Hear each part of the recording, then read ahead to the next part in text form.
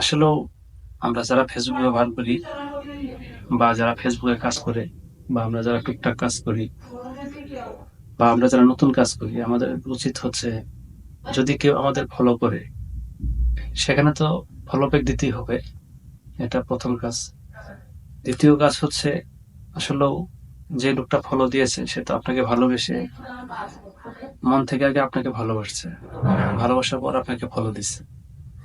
আপনার উচিত হবে সেই লোকটাকে ফলো ব্যাক করা, প্লাস তার আইডিতে ভিজিট করে তার ৪-৫টা কমপক্ষে ন্যূনতম ৫ থেকে ৬টা ভিডিও দেখে আসা এবং গঠনমূলক কমেন্ট করা।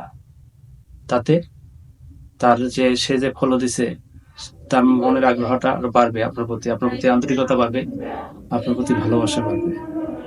এই কাজটা আমাদের সবারই করা উচিত।